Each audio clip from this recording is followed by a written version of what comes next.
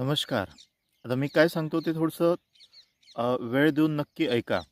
जसं बघा, कोणाचं पद बोलते, कोणाची वेळ बोलते, कोणाची जीभ बोलते, आहे ना? कोणाचं म्हणजे ॲक्चुअली त्याच्याकडे असणारा जो पैसा अदला जो आहे, त्यानुसार तो बोलतो आपल्याला. बरोबर आहे? समोर पण सांगतो, ऐका. तर कोणाचा हेतू बोलतोय, कोणाची जीभ बोलते, आहे की नाही? पण ॲक्चुअली शेवटी काय होते देवासमोर काय बोललं जाते म्हणजे कर्मानुसारच जे कर्म जेवढं चांगलं केलं तर मग देवासमोर काय बोलते आपलं कर्म. आलं लक्षात? म्हणून पैसा, वेळ, जीभ, पद, हेतू आहे ना, ह्या ज्या साऱ्या गोष्टी ज्या मी तुम्हाला सांगितल्या ना, यानुसार जर तुम्ही कोणाला जर बोलत असाल, टीका जर करत असाल तर सर्व व्यर्थ आहेत. आलं लक्षात? शेवटी काय ॲक्च्युली देवासमोर खरं ठरतो चांगले कर्म. म्हणून कर्म लक्षात ठेवा आणि कर्म जर चांगले असले तर नक्कीच देवसुद्धा तुम्हाला काय करतं तुमच्यासोबत चांगलाच न्याय करतं. ठीक आहे? काय तुमचं मत आहे?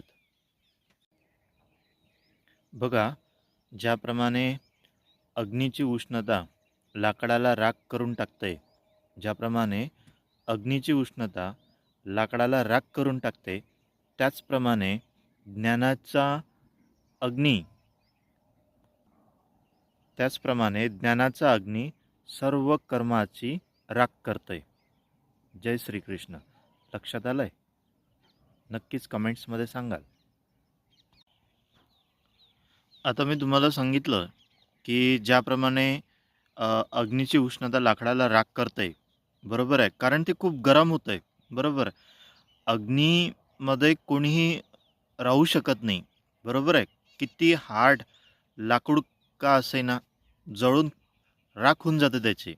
तसंच ज्ञानाचा जर अग्नी खूप जास्त झाला तर कर्माचा जो पार्ट जो आहे, सर्व कर्म चांगले कर्म जे आहे ते सुद्धा कसे होऊन जाते, भस्म होऊन जाते. म्हणून ज्ञान हे योग्य त्या वेळी योग्य त्या ठिकाणी असणं बरोबर असते. बरोबर आहेत?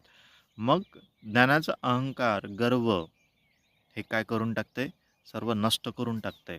चांगले कर्म जरी केले असेल ना, सर्व संपवून टाकते. ठीक आहे? म्हणून जो राग आहे, अभिमान आहे किंवा म्हणजे आपण आता अगोदर तुम्हाला सांगितलं की जसं पैशानुसार, पदनुसार आपण कोणाला काही बोलतो. ठीक आहे? तर ह्या ज्या गोष्टी ज्या आहे, ह्या विचार करूनच आपण बोलल्या पाहिजे किंवा इतरांना आपण टोकलं पाहिजे. त्यानुसारच, आहे की नाही?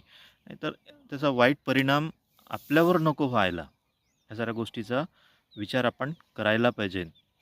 तर चला असो. तर व्हिडिओ कसा वाटला तर नक्कीच सांगाल तुमच्या प्रतिक्रिया.